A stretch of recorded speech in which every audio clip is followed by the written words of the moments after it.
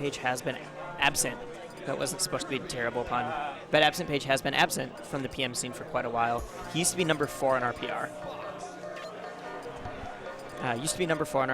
And it's fun to see him play. He does it in friendlies. He comes over to my house and we'll play sometimes. But usually we're doing melee at that point. And that's the game that he feels like he has most growth in. He wants to compete nationally.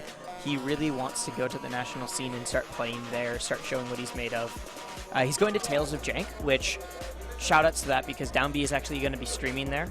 We'll be streaming Wii U, but I'm super excited for the tournament in general. I'll talk more about that later, though, because we are going into the matchup. I'm being joined by Darthstride now. What's up, Wesley? Who I will let take some time to breathe if he needs to. I know that there's been times I've jumped on commentary and later I'm like, I should have taken a little bit of a step back before it's all good. All right. But, okay. So I know Ostrich was, nervous about Absentpage because he's one of those players that can just, disrupt your bracket. I'm still really wondering about my seeding. I put Absentpage as first. Yeah, I don't think that's too controversial. No, I don't think it's controversial.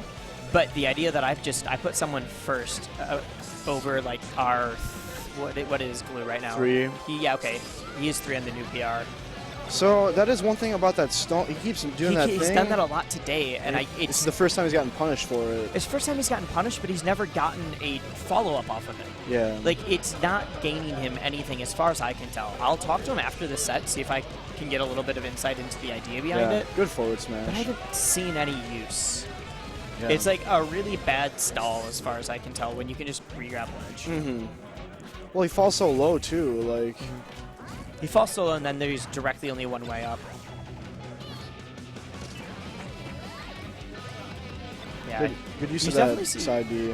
I think it was a good use as a mix-up, but he's definitely, it's something he wouldn't have done against anybody else. Yeah. And I think he's doing that because he knows that, a phenomenal player, Charlie's Absentpage, does not know as much about PM. Right. He is susceptible to the stranger mechanics, the stranger motions set in place by this game. Yeah, absolutely. And Hammer having 2 hitboxes is one of them. Right, well, and the second one auto-canceling, that's second one useful. auto-canceling, and the second one having a completely different trajectory. Right. Okay. Now, because his experience is against Triple R's melee Kirby. Right. Good SDI. Which, well, maybe it's some of the same weights, is going to be a very different piece than this. I like that down air. He's trying to edge cancel it. That move has such a long startup, though. I believe it's 13 frames before it starts. Yeah. So I don't know if I agree with that use. Okay. Yep. And that's going to be... No! Misses it! Too early.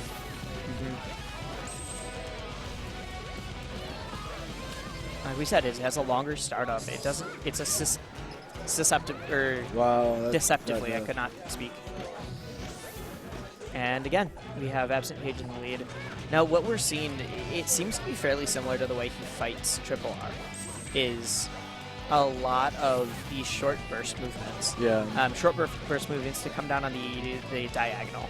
He's not trying to confront Kirby right in the face, but he's rather just pressuring him. He knows that he doesn't have a lot of fast options right away, especially out of shield. Okay, I like the crouch. Yep.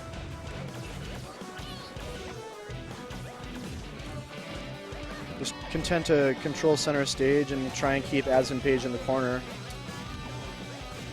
Okay. Some good follow-ups, and this is the difference. It's like if you're playing Triple R's Kirby, maybe with a slightly worse neutral, but that actually can combo. Instead of just all being chip damage, all being these little tiny hits. It's not a hit-and-run game in this situation. But that's going to kill. He waited to see what Ostrich was going to do and then went for the up air. Oh, yeah, definitely. And I think once it gets to that percent, it's not this guaranteed, I can throw up air, he's always in hit stun. Right. You have to wait, see what he's going to throw out. Yeah, sometimes you just wait and bait. You jump up, you wait for it, and then land, then throw out an up smash, or you're going to jump up, land, then jump up again. Yeah. Once they've thrown out that laggy aerial, you can attack them.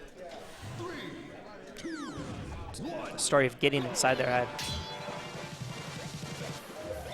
Subpar music choice on this stage.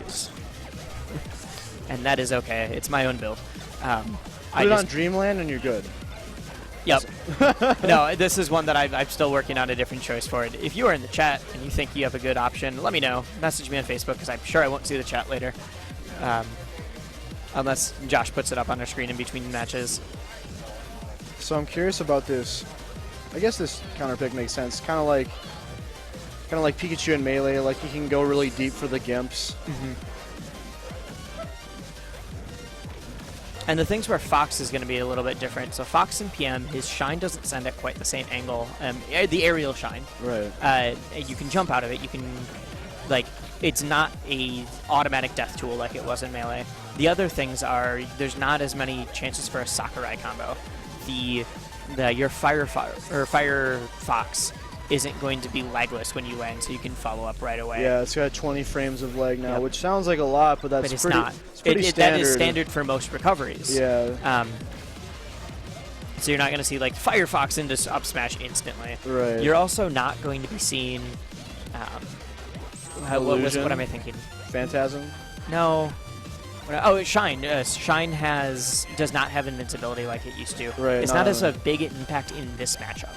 Unless he's going in for some like quick F tilts and jabs. But it's still worth noting. Okay, I think we might be the only region that goes like, so where does this matchup different than in Melee?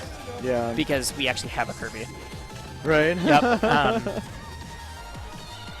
Most regions would be like, I don't know, it's Kirby. He's brand new. He's never been in a Smash game before, except for 64 where he was amazing. It's still. Yep. That's interesting. Went for a back air there. I think the ups air would have actually hit based on where Glue was trying to circle above him. That was so good. Edge canceled nair to.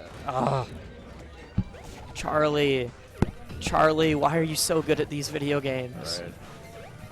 Yeah, at this point, I think Absentpage is just content to like put his little strings together and keep his lead. You know, he doesn't have to approach. Yep. And just exploit Kirby's committal approach options. And just grabs the ledge. Yep. Sometimes the safest option. Oh. Unfortunate. Yeah. Might have died either way, but... Bad DI. Both to get hit by it, but also when it hit. Right. Because he didn't know. He was DIing perfect for the normal up smash, but he got the weird back hitbox.